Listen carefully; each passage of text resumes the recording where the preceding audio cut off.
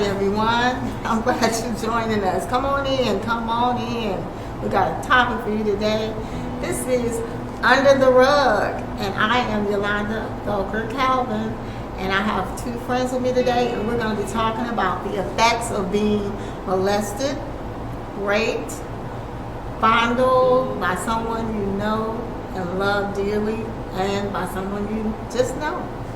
And we're going to open it up for you for comments. I want you to like and share this, and I want you to definitely be aware of what's around you and talk to your children when we're done. Okay? My name is Yolanda Belker Calvin. Hi, my name is Aakira, and I was molested and raped. My name is Brigitte, and I was molested and raped. Okay, ladies, we're going to share what happened to us just a little bit, but I have a few questions for us, and chime in anytime you want to chime in. Don't let me do all the talking, because this is table talk and you are free to free yourselves. Okay, so the first question that I have is, how has being violated affected you when it was done, and how has it affected you currently? Okay, I'll start first. Okay, it affected me as a child. I was terrified. I was terrified when it first, by just seeing it. And I'm going to share, it's not quite my story, but it's how it all started for me. I first visualized somebody else being molested. I was 6 years old when I saw my family member being molested. We had this, I have to share the story with you in order for you to know why I became silent. I was 6 years old, and we had a family member that would come over to the house, an uncle who we loved. Everybody loved him. And he would come over, and he would sometimes sleep over, and my mom had a rollaway bed for him to sleep in. And so one night he came over and he didn't stay. He folded the bed up, but I didn't want to go back to my room. So I decided to stay in the room, and I squeezed into between the mattresses and I hid there. And in the middle of the night, I was awakened to my family member crying. And why they were crying was because they were being molested. And so from that point on, as a 6-year-old child, the only thing I know is if I tell, I'm going to get a whooping. If I tell, not only is my mom going to whoop me, but my person who did it was going to whoop me. And so I was terrified then to say anything. So I decided to protect myself by not saying anything, but I think on the long run, I should have. Because it may have stopped him from doing it to someone else. A few years after that happened, I got sick with the flu and had to stay home from Head Start or kindergarten. And I ran to my grandmother's home so that what had happened to my family wouldn't have happened to me. And do you know I got a whooping? So as a 6-year-old child, I was terrified of what? That I would be punished for telling. You know. So from that point on, I think the reason why I was molested by another family member later is because of that silence. You know what I mean? Yeah. If I had talked then, that person would have probably been afraid to do anything to me, because they would have said, what? She talks. She tickles. You know, that's just one story. I'm going to talk a little bit more about some of the other things that happened to me. But that's just one thing. And I'll give you ladies the floor so you can share your stories. I know one that sticks out to me is I probably was about 27, 8. I just remember my mom always took us to this house.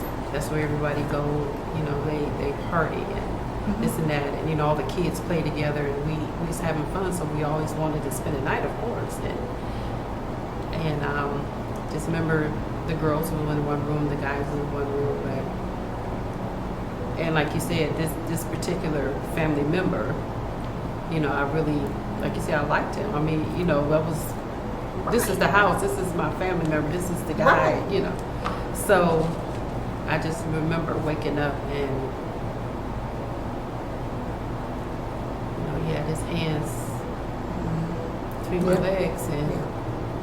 Yeah. And it was just so horrible, and I just couldn't believe it. Exactly, because it was happening. And I'm like, wow. It's somebody you trust. It was somebody I trust, and so I remember when we, left, and he did tell me I better not tell anybody, which I didn't. Right. But all I said, well, I'm just not gonna never go back over there. Well, that's somewhere my mom wanted to go. I mean, like you said, as a child, you feel like, and maybe she didn't. I'm not blaming her. Right. But maybe she didn't, because when we would pull up, I mean, I would like have a fit. Right. Because I do not want to go in there, And, she was just saying, what's wrong with you? Calm down. But in the back of my head, I remember he said, I better not tell. Right. Or else. So I didn't say anything, but had a fit. So I cried and cried because I knew we was going to stay again, and it was going to happen again. And but like you said, to me, I was thinking, there's other. Why was just me? Why was just me? Not that I said I wanted to happen to the other girls that were there, I know what but you're it came straight to me, and it messed me up pretty bad. Oh, definitely. Yeah, Definitely. I know. I've been there. And that's like Yolanda said, that just part of some of the story. It's more, but I'm gonna I go back and talk about it later. Okay, as a child, it made me like standoffish. Like I didn't trust people and stuff like that. And older now, it's kind of like the same, but like a little worse. Or even like with my relationships and stuff like that. Like just stuff like normal stuff in relationships. Like just like it just was weird to me. I don't know how to explain it. Like everything is just weird. Right. Yeah. I don't know how to explain it. But it goes back to the signs and the symptoms of somebody who's been violated. Yeah. It's basically like you. Her reaction to when she went back to that home is she had a fit. And that's one of the reasons why we're having this conversation, because I want parents to be aware. There are signs of being violated. You should pay attention. If your child all of a sudden changes, and not just one change, we're not going to say that they had a change and they just stopped eating or whatever. Right. But if they stop eating, they wet in the bed, they have a fit when they go into certain places, you need to be paying attention. Yeah. Right? Am I right? Absolutely. Because those are signs. Yeah. Depression. I mean, being withdrawn from people, not trusting people. Those are signs, and we just want to make the parents aware that you need to pay attention. Your child should not be so afraid of you that she thinks she's going to be whooped. Right. That she can't talk to you or he can't talk to you, because we were supposed to have a gentleman on the show, but I want to reach out to the people out there. If something is happening to you, we can bring this subject back. If something is happening to you and you're a male, and you want to talk about it and you feel like you don't want to be seen, we can actually block you out, change your voice, but we want you to come and talk under the rug table talk. We want you to come and join us, because this is something that people need to be aware of. We need to let people know that this is going on. That not only are girls being molested, but young men are being molested as well. And I know several men. Do you guys know anybody that's a male that was molested as a child? I do. I have several male friends. Told me they were molested by women, one by men. Yeah. So, and getting back to my story, I'm laughing a little bit because sometimes I laugh to keep from crying. Yeah. So that don't think that I'm on something, because I'm not. I'm not playing about this. This is my baby here. In my lifetime, this is like a ministry for me. This is the very first time I've ever gone public like this. So, and I'm going to tell you who encouraged me to go public like this. This young lady right here. I want you to know, Aakira, that I am so proud of you. I'm like, so proud of you. You've done something I've never done. You've done something I've never done. And to me, you are the strongest person in the world for doing that. Because not too many people are able to do that. So to me, you have the strength that you need to get through this. But going back to my story, I told you guys that I was molested, I was raped, and I was almost gang raped. So it's going to be touchy for me to talk about the rape, because I was only 12. And I was working at the Peter Claver Center in Joliet, Illinois. And I was so excited to have my first job. And there was this young man that would come into the Peter Claver Center all the time, and he would bully me. He would push me when I'm walking, trip me. He would do all kinds of things with me. And then he had the audacity to take from me, to rape me. If a girl says no, it's no. I don't know how many times this has been said, but I'm trying to keep this. These men, these filthy, dirty men or boys who have this mentality that they can take from us without our permission, it's wrong. But he raped me. He raped me, and then I'm telling you, that was the most, because I had to go back to work.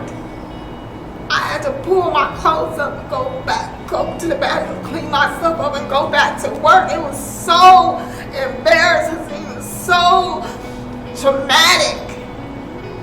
And I couldn't tell nobody. Because know what I was thinking?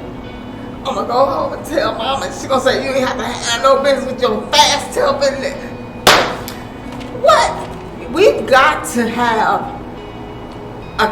be able to have a conversation with our parents and not feel like we're being raped again.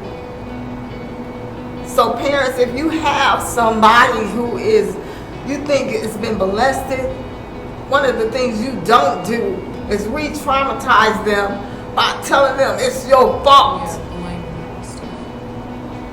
You shouldn't have been there. Or why you didn't say nothing. Yeah. Why didn't you stop him? Why didn't you stop him? I'm 12. This dude he pumped up with muscles everywhere. I said no. That's enough. I was gonna say that I have been raped too, but one of the times I was raped, I was in a relationship with someone, and I didn't want to. Is that like still considered rape? It's still considered rape. No, you could be married. And you couldn't tell your husband no. I mean, it's still rape. Yeah, because I used to like say no all the time, and I was like forced. Like sometimes he'll like kind of like hold me down. Yeah, that's right. Yep. Yeah, I remember my senior year. I got raped. I remember just coming home from school, and he was sitting on my porch, and I'm excited. It's my, my guy. Yeah. Glad he was, to see me. He was waiting for me. We talked, and of course, my mom went home. We came in, and he raped me. And I mean, the thing about it is, it hurts you more because when you trusted somebody, yes, and you say you care for somebody or love somebody, and they do that to you. Oh my gosh, it's can't find the words right now. But I know it was horrible, and it's like you know, that day when it happened, and it was during the day, because I remember, you know, back then seniors got out early, so he was out early, was there, and my mom happened to be at work, and then when it was going on, anymore you want to move, somebody just come through that door, somebody just something, save me. and you know, and then you have to go to school with this person, you know, and you're walking around in class, and you just can't, you don't say a word, you know. People can tell something's wrong, but you know, you're just saying, you know, you just blow it off like it was a bad day or whatever. You know, not I dare tell your mom, like you said, because he shouldn't have been in the house anyway. Exactly. So you really think I'm in trouble because I shouldn't have let him in the house. But makes you think it's your fault too. yeah, I really thought it was my fault, and that's all I kept saying to myself. I shouldn't have just let him in. It's my fault. So why did I even let him in the house? So. That's so. Which brings me to my next topic or story. I was almost gang raped. Let me tell you something. I was dating. First of all, I blamed myself because I was only 17, and I was dating a guy that was 23, and he had his own apartment. And so we had been dating for a while. Well, to him, it must not have been dating, but to me, I was in love. Right. And remember back when I first started, I said I associated love with sex. I love you, so I give you sex because of what happened to me. That's all I knew. So I would go over there, we would have sex, and I would leave. And I would go over there, and we would have sex, and I would leave. Well, this guy, we were having sex one day, and 5 men walked through the door. So he set me up to be raped by 5 men. Now mind you, I'm only about 92 pounds soaking wet. This guy let 2 men rape me. They held me down.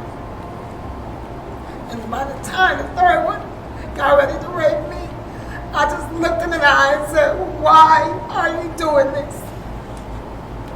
And he said, "Man, I ain't gonna do this." And when he went back, I kicked and I ran and jumped into a closet. But while I was in the closet, I could not believe that the person who I trusted so much would do something like this to me. Set you up like But you know, I blame myself, just like Brigitte. I blame myself because I said I should have never went over there. And that's what victims do. blame yourself. Yeah. And I never told anybody. I told one person, my baby sister. I told one person ever. And that was my baby sister. And she was about, 4 or 5 years younger than me. So she told me, "Let's go. Let's get them." Girl, we go over there if you want to. They might get both of us. Right. You know? Right. But I never told anybody. And that's the purpose of this. I want us to start speaking up when something happened to us. You know what I mean? Why should we be silent when these violators are getting away with this? And hurting somebody else. Do you know, I was so sad when I heard that the person who molested me molested somebody else in my family. Molested my best friend. Molested somebody else that I knew. Molested somebody else that I knew. Why? Because I didn't say nothing. Same here. When I found out the one that molested me, I heard some more people, and Mine's too. I just blamed myself for not saying anything. Yeah. But then I was scared, and then, like you said, I didn't know if my mom was going to believe me. Right. But when I found out, I'm like, wow. Because I kept my mouth shut. Yeah. It happened, so. Yeah. No, I was gonna say I said something though, and they just didn't want to believe. Yeah. Then nobody wants to believe. And that happens too. anything. And like that you said. happens. You That say happens. something, and then they don't believe you, A person that's been molested, they already lost trust in somebody else that they trusted. So you don't want to push too much. Right. You just want to give them a chance to get to that point where they trust you so much that they can tell you You know what I'm saying? Because if you don't, you'll push them away. Yeah. So you got to be real careful with that. And I'm saying that so the parents that are watching know that too. If they're not ready, don't push them, because you can push them away. But if when they ready, they're gonna come to you, and which they did. They did come to you. So you really got, like, if you're a loved one and you have somebody that's going through that, be careful that you don't push, that you don't speak for them.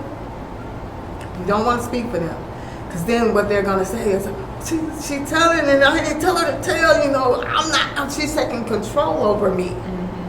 You know what I'm saying? And I can't. I still don't have control over myself. Somebody else is taking something from me. That's not my voice. That's her voice. I'm not saying that. So they made up stories. It didn't happen, which makes you look crazy. You know what I'm saying? Yes. So you got to be careful with that. But let's get into our next question, because I'll keep crying. I will cry. But what would you do? No. Did I ask you guys what advice would you give to the younger you? No, you didn't. Well, that's my next question. What advice would you give to the younger you? I will look after. I know I couldn't control it, but I would look after my sister more, because she went through the same thing, and I would just tell my mom way sooner than what I did. Yeah. Like, I told her, but I wish I would have told her like a long time ago. Well, I would have told the younger me that was saying that, regardless of the threats, I wish I had just opened my mouth and said something. It was so devastating as a child. You're so traumatized from it that I wish I had spoken. Because now, as you become an adult and you look back, you think about it, you're like, wow, if only if I had said something. Especially when you find out they did it to someone else. Yes. That's what I would have done different. And I think that is the same thing. I feel the same way. If I had spoken up, which is my slogan, speak up to reach up. The reason why I came up with that slogan is because a lot of times there's a person there suffering in silence, and they want to say something but they don't, and then it continues. The cycle continues. It goes on and it goes on and it goes on, and they're affected by it. And it spills over into the lives of their children. Because I didn't let my children do anything. Yeah.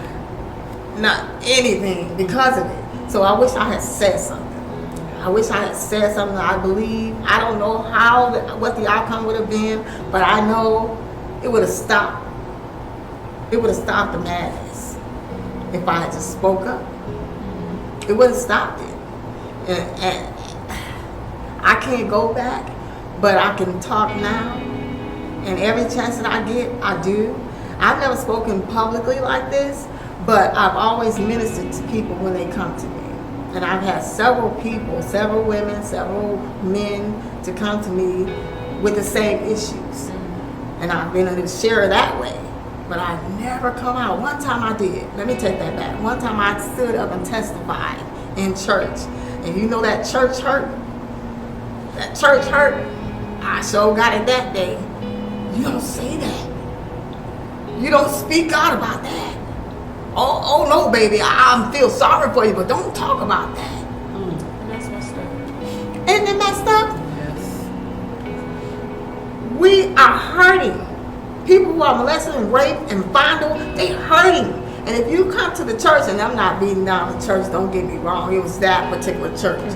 But if you come to the church, this is where you should get healing. Right.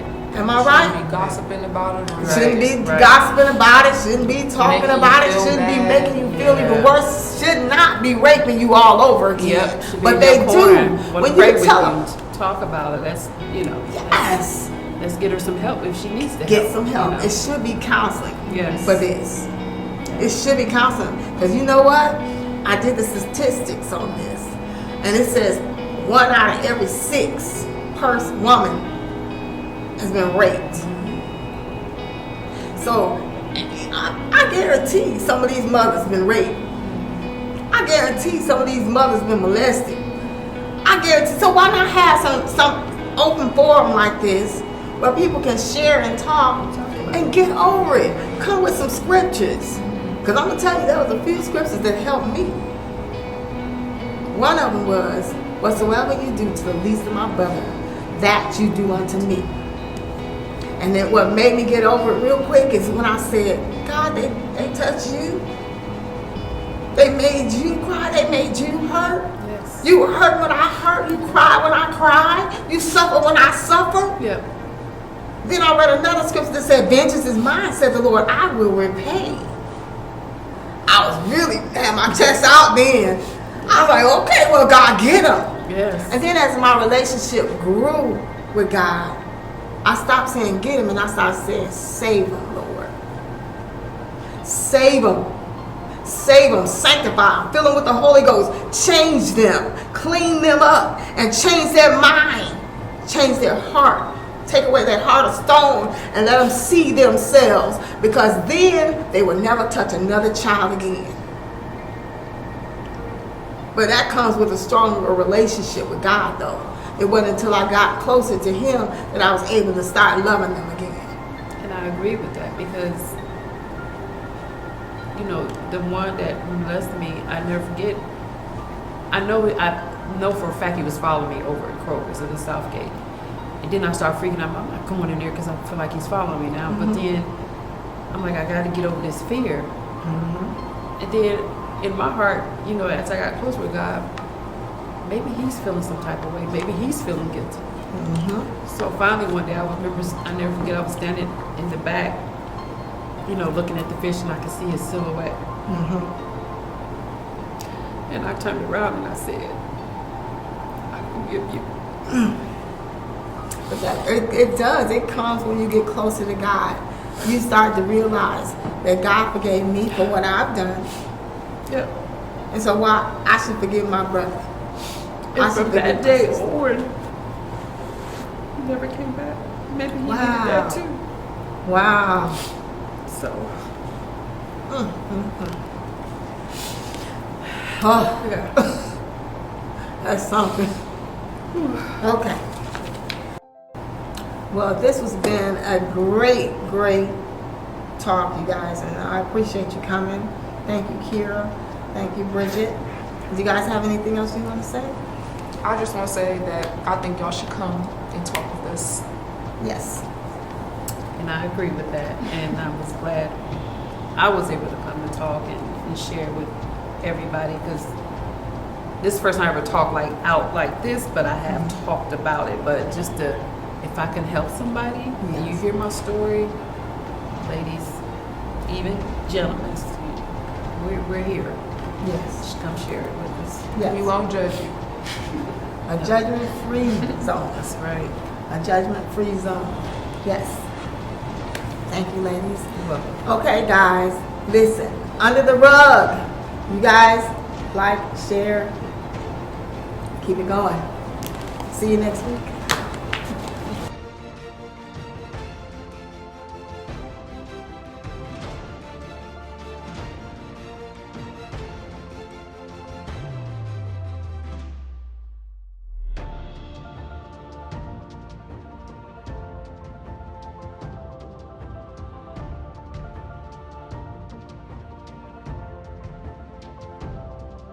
Okay, guys, like, share, and subscribe, and we'll be back with Under the Rug. And our next topic is going to be church hurt.